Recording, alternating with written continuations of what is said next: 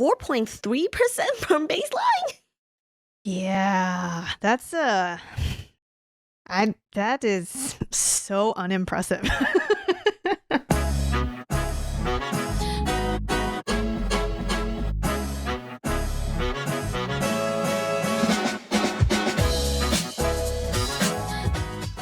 All right, welcome back everyone to the Chemist Confessions podcast. I'm Gloria. I'm Victoria. And this is a human conversation on all the skincare science we talk about on the daily. And today we are extra happy that you're here to nerd out with us chemists because this is a topic near and dear to your hearts. What are we talking about, Victoria? Today we're talking about vitamin C.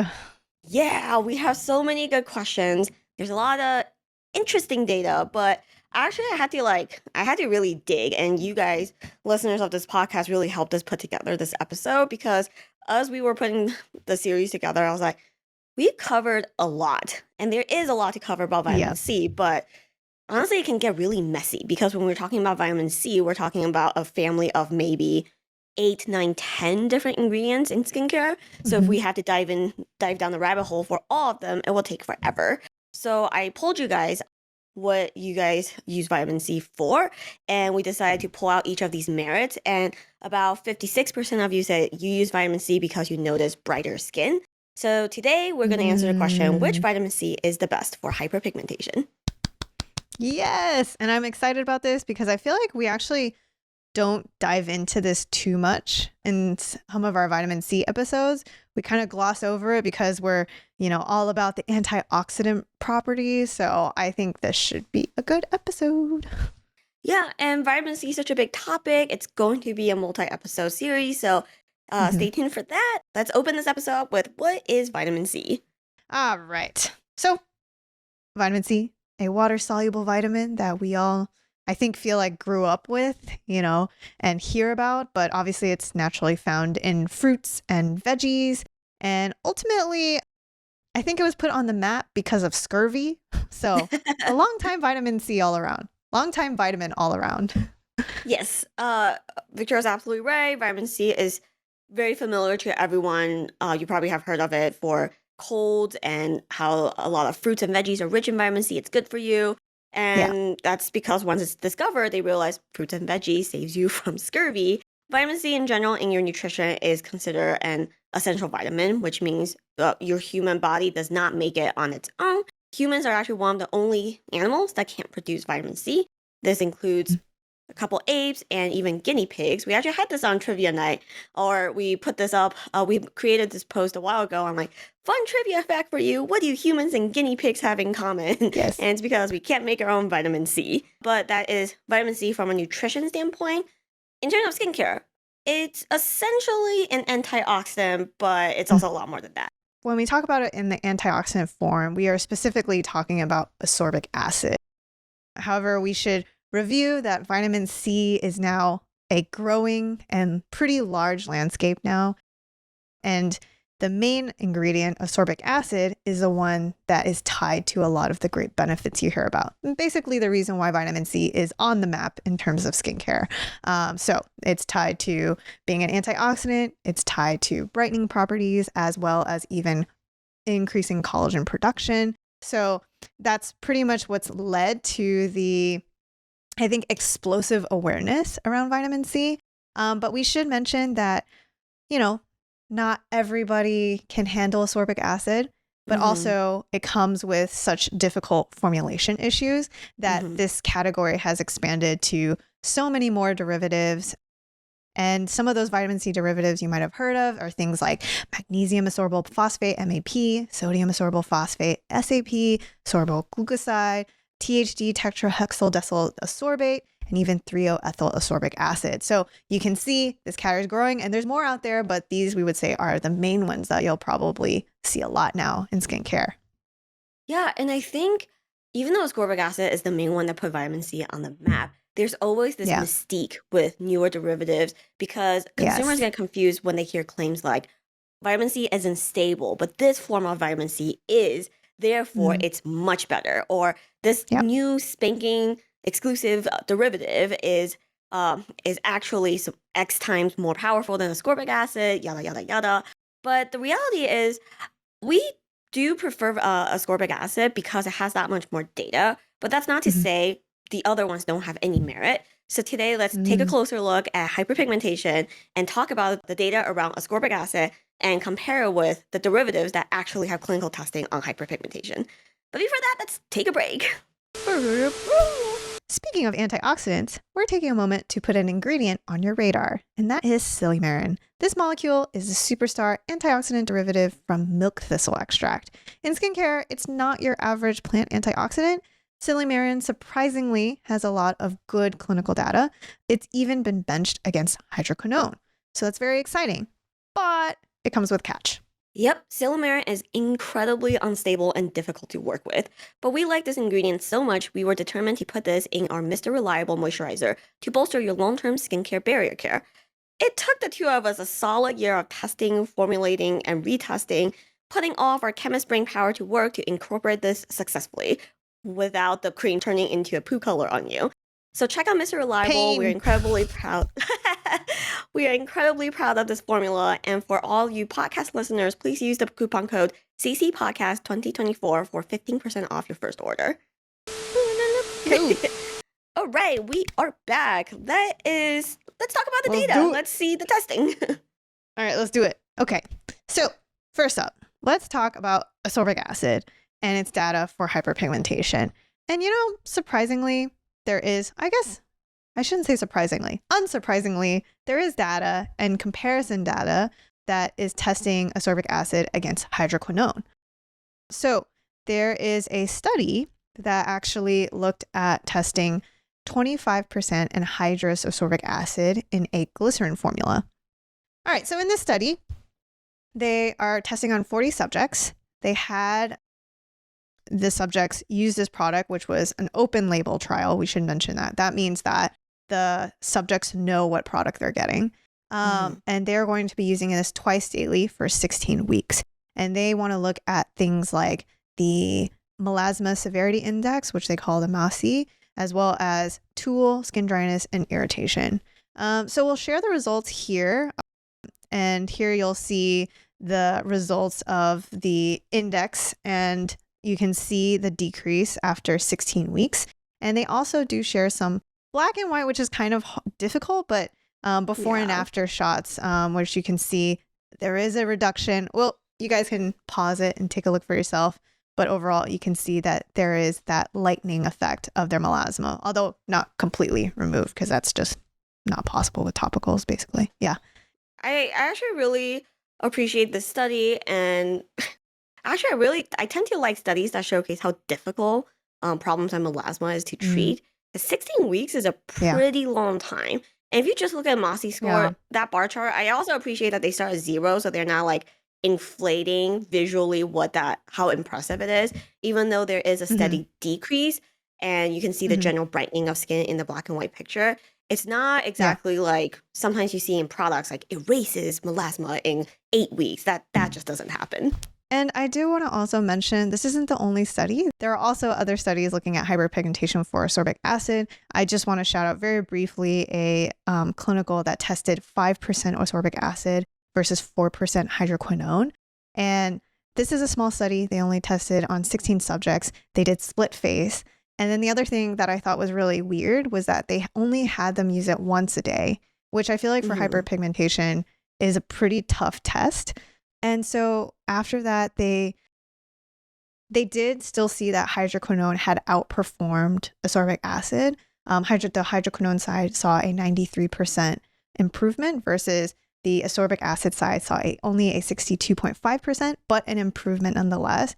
And so I think I just want to mention that ascorbic acid clearly is not going to be the only ingredient that you're going to use to treat stubborn hyperpigmentation, but it's definitely an effective active to add to your routine. Yeah, and I really like the study. Kind of highlights that why hydroquinone is one of the gold standard, and we really value studies that test ingredients against the hydroquinone. And a lot of times with hydroquinone, the biggest downside, of course, is the side effects. In fact, in this study, 11 out of 16 people experienced some sort of side effect with hydroquinone, whereas only one person had any sort of reaction with ascorbic acid. So again, if this is not an ingredient for you, ascorbic acid is fantastic to include in your routine. Yeah. All right. So that's ascorbic acid, right? That's the main Mhm. squeeze. But I think if I were to, I feel like if you were to look at the vitamin C landscape now, especially for those with claims around brightening, I think it's Mhm. now predominantly derivatives. I don't think I think ascorbic acid is, I feel like that segment is slowly getting dominated by all these other guys. I think you're so right because ascorbic acid, based on the classic positioning of SkinCeuticals C ferulic, is so tied with Yeah. being an antioxidant that Yeah. they.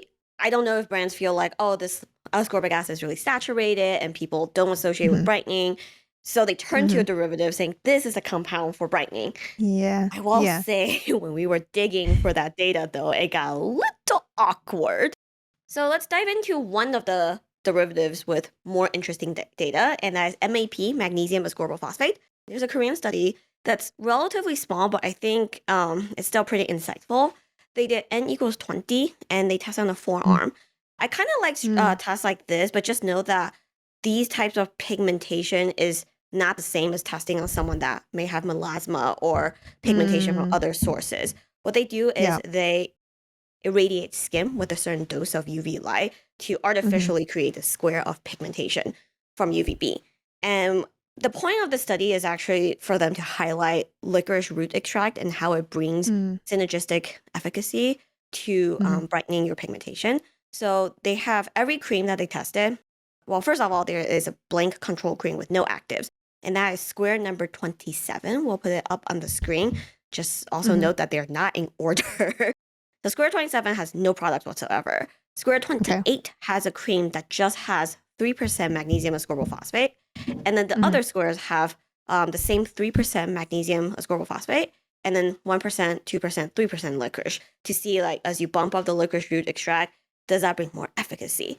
And you Hmm. can see the before picture on the left where I will say the downside to this picture is the lighting of it looks like the upper corner is a little brighter.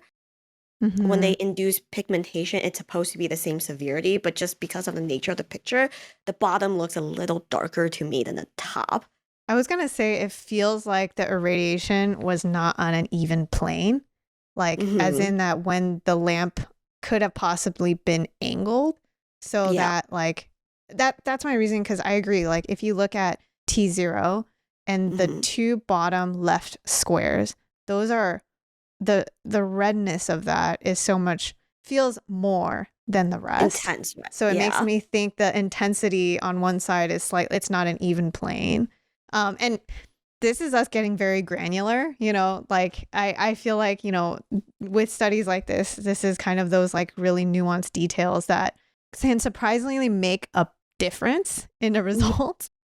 So Hmm. if you match it up with week eight's picture, I feel like I have a lot of questions basically.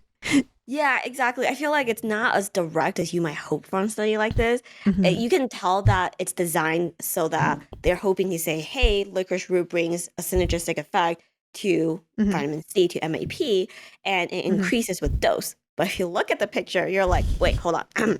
28 is just MAP.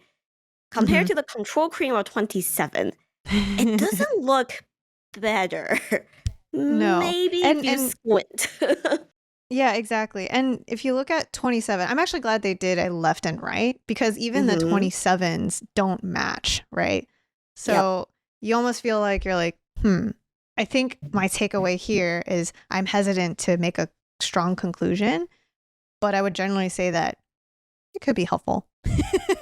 So, like Victoria said, it's important to look at the study and go, all right, this is an early study. It's interesting, but the goal here is not to draw any firm conclusions. I think my main takeaway would be 3% MAP seems a little low. It doesn't seem to be doing much here. Licorice root is an interesting combination. We'll probably talk about this ingredient later in other episodes. Mm, But again, kind of like the vitamin C one, maybe the takeaway is vitamin C isn't strong enough by itself. But mm, I love that there is a second study we can dive into, and this time it's using 10% MAP. This is a Japanese study, and we're gonna have to take the abstract for what it is a little bit because it is behind a lot of paywalls and a lot of language barriers, and I, for the life of me, cannot crack it and get to the actual data. But I think it's still worthy of sharing. Yeah. The study in general goes, a cream containing 10% magnesium ascorbyl phosphate was applied to the pigmented area of 34 patients' faces twice a day for 3 months. Again, that long timeline when it comes to pigmentation. They measure a color difference meter that showed the color of these pigmentations for 26 patients. So 26 out of 34 patients were lightened due to this topical application. This amount of 26 out of 34 might sound, I don't know, it might sound a little lackluster to you. You're like, wait, so a whole 8 people didn't see any difference. But with pigmentation, that's kind of normal. So we'd say this is promising. But what's also interesting is magnesium ascorbyl phosphate cream was also applied to the non-pigmented area. So to normal, healthy skin. They just want to see light skin in general. So, but this cream was also, if they use the phrase, was also effective in lightening on these healthy skin, but only for 11 out of 27 healthy subjects that they did this to. So I think this is much more interesting. I think based on, the first study is only 3%, and this is bumped up to 10%. We would say this is a telltale sign that if you are thinking about trying MAP, definitely aim for the higher concentration to make a difference. And if you don't have pigmentation that's induced by post-inflammatory hyperpigmentation or UV damage or other conditions, you might not see much of a difference. It might be in the background maintaining skin tone, but you're not going to see that huge lift and brightening effects. And I think I'm just going to call out, I feel like this is a very Japanese study where like whitening is like the goal. Yeah, whereas really big. I think in Western countries, that is not really the goal. Yeah, for sure. So, and I think that's actually such a good point, because I realized that might be confusing. It's like, wait, it lines pigmentation spots, it's good enough, or why are we talking about non-pigmented skin? But yeah, a general whitening of skin is still considered an aesthetic standard. Yes, very sad. So like someone with my skin was like a yellow undertone, they would want me to whiten my skin to be very fair and porcelain white. And so it's just a different world there. Yeah, for sure. I tell people that I'm considered to be kind of tan there, and they're like, what? I'm like, oh yeah, no, I'm pretty tan there. That kind of sums up the MAP. And I'll be honest, when we were doing the research for ascorbic acid, there are a lot more studies looking at it at different angles, different skin benefits, but we still kind of had to pick and choose the ones for hyperpigmentation that we wanted to highlight. For magnesium ascorbyl phosphate, that's it. I really couldn't find much else to share with you guys. Okay, but I have to say, I think this one's already pretty good. Yes. What do you think, Gloria? Good is very relative here. Yes. Compared to some of the other ones. Yep. And I should follow up with, when we were digging around, we purposely only want to share data on human clinical studies on human skin. So we decided, you know what, like, we're not extrapolating. If it didn't make it to the human portion of it, not good enough to share. And so we want to share one last ingredient that has human testing, and that is THD ascorbate. This one is a little special because ascorbic acid is water-based, so is MAP.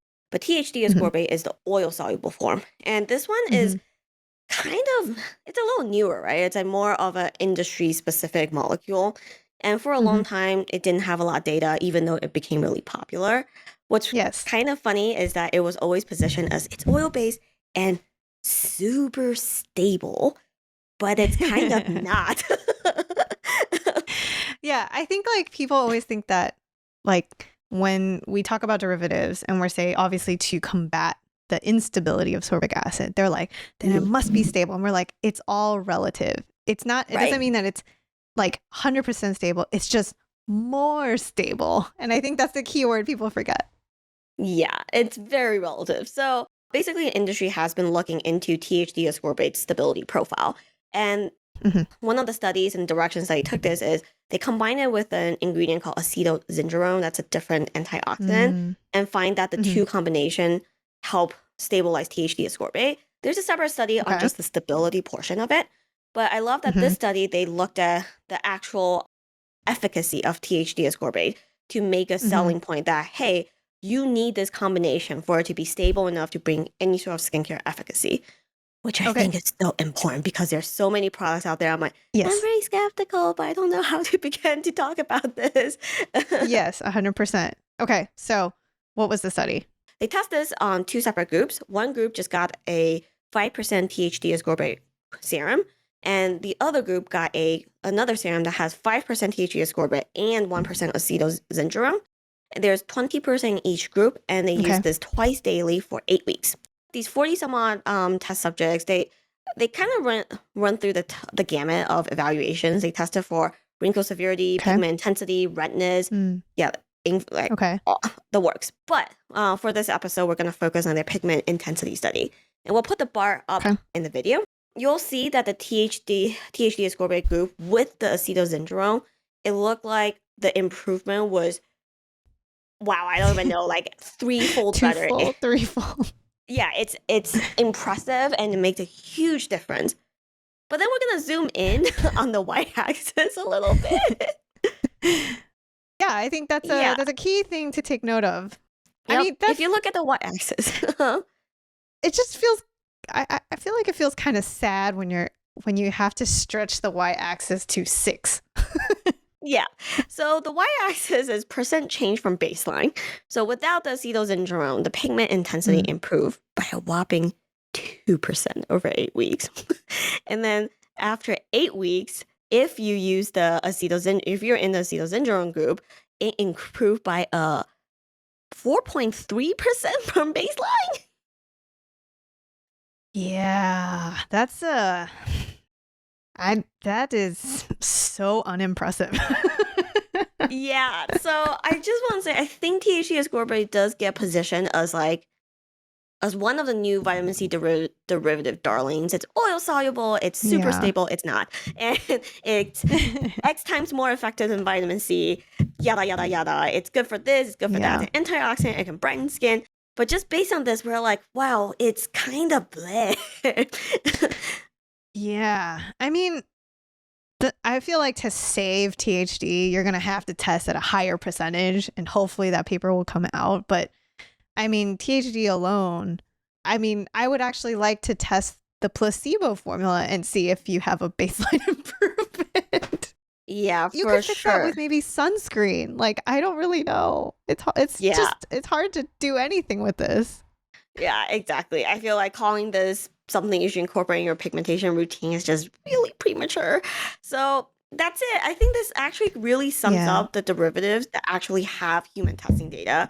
And we have to talk about the really awkward kid in this circle, which is ascorbyl glucoside. Yes, very much, because it's so popular, especially in Asian skincare.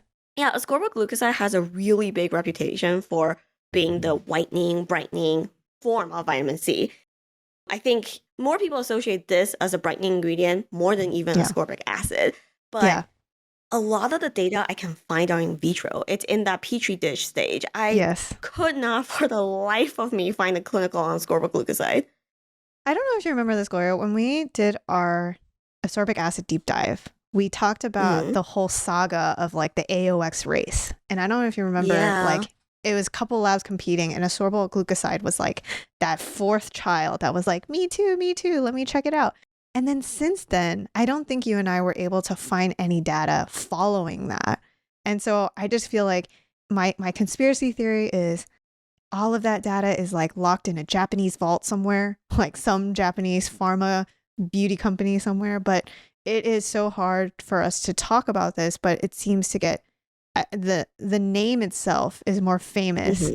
It just feels like maybe they didn't even need to test it because the name carries alone. I don't know. So it's just one of those where I feel like you and I always are hesitant to say anything on it. Yeah, for sure. And I do believe there's probably a secret Japanese vault somewhere with ascorbyl glucoside data because it's so popular in Asia. I spent so long digging around just because I'm like, there has to be something. I couldn't find a goddamn thing. Yeah, I believe it. All right. Yeah. So, I mean, to sum up, we should sum up. All right.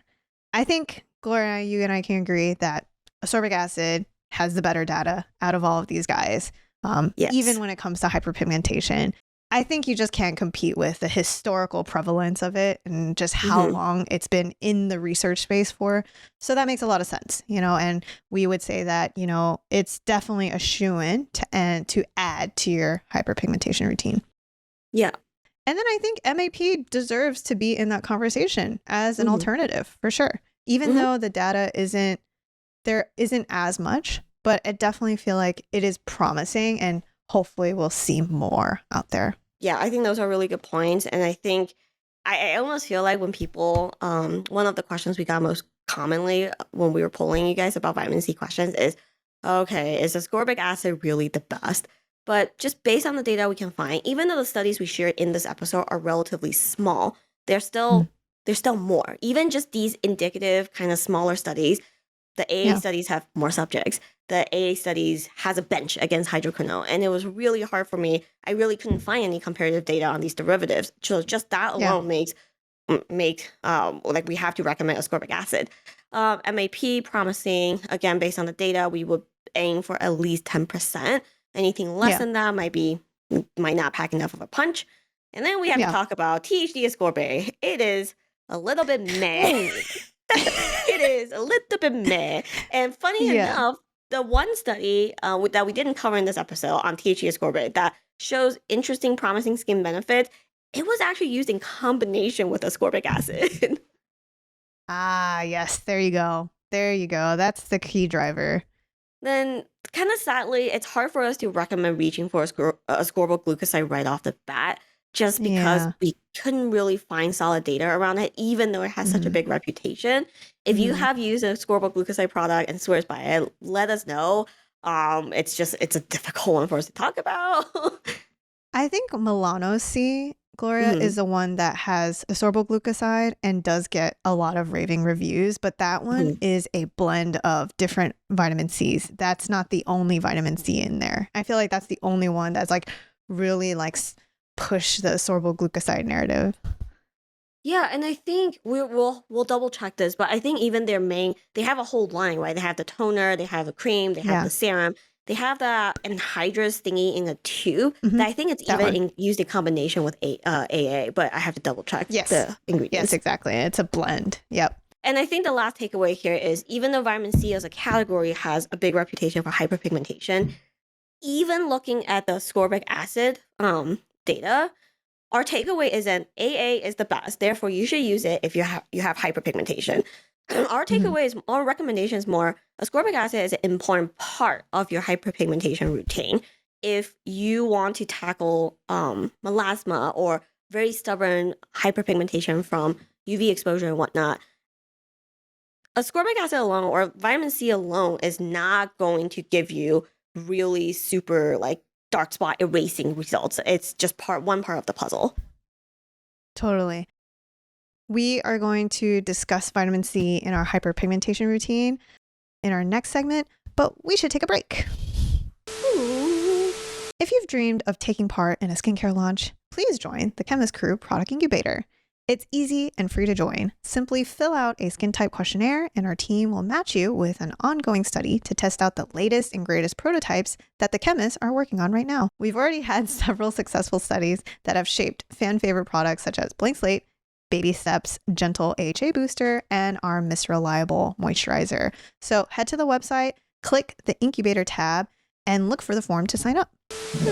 All right, so we should wrap up this episode with a really quick recap on how to use vitamin C specifically in your hyperpigmentation routine. I think, first of all, we can mention that most of the vitamin C derivatives, aside from THD, are going to be water soluble, which means that more likely than not, they're going to be in some sort of aqueous serum. So Mhm. you're most likely going to be using this in the early part of your routine, unless you are using a THD. Some of them are actually in face oils and in moisturizers. So you're going to be using that specific ingredient probably in the later half of your routine. Mhm. Oh, and we should say this is a category you should definitely decode that IL. Sometimes you Yeah. see the molecule name as part of the product name or in their promo Yeah. material, but more and more we are noticing products are just being called vitamin C serum, vitamin C treatment, and you Yeah. know which form of vitamin C you're getting, and this is pretty important here. Totally. I distinctly remember, I think there's like 2 vitamin C face oils out there, and they're both Mhm. actually quite similar in active profile. I think it's Sunday Riley's CEO Glow, and then it might be Mhm. like Herbivore's like vitamin C. They both use THD, and there's one that uses significantly more, than the other one. And so I think it's important to also keep that in mind when you're decoding, because, you know, especially for THD, we shared how the data is a little lackluster. You're going to want more of that ingredient. And so I believe it's the herbivore that actually has more than Sunday Riley. So that's just another decoding tip out there. And then finally, I think the thing I wanted to ask Gloria on this is, after looking at all of these studies, a lot of them are using vitamin C twice a day. Right. How do you feel about that? Especially, I feel like that's very different than someone who's like an antioxidant minded person that might only be using it during the daytime once. So I'm just curious and getting your thoughts there. I think it depends on your skin goals. Because Yeah. like we share in just the hyperpigmentation realm, vitamin C is a great supporting ingredient, but it's not the heaviest Yeah. hitter. So if you want a visible difference in terms of brightening and hyperpigmentation, I would say twice a day is totally fine. This is also a category where you should listen to your skin. I am very low pH tolerant, AHA tolerant. If I use a ton of vitamin C all the time, twice a day, once in a while, I don't get full on irritation, but I find myself a little itchy faced. So that just kind of depends on your skin type and your skin tolerance. Anyway, so yeah, that would be my take. And I think ultimately doubling up is not a bad idea, but it definitely also depends on what else is in your routine, right? So if you have a lot of heavy hitting actives, if you also have a retinoid, if you have AHAs, do you need to be layering all the actives every day, twice a day? I don't really think so. Again, like, our philosophy is always, you do what's manageable, what you can do consistently without irritating your skin. So yeah, that's my take. Yeah. So hopefully that is helpful in building your routine, especially with hyperpigmentation. And we should remind you guys that sunscreen will carry you so far. There is no point in doing a hyperpigmentation routine without sunscreen.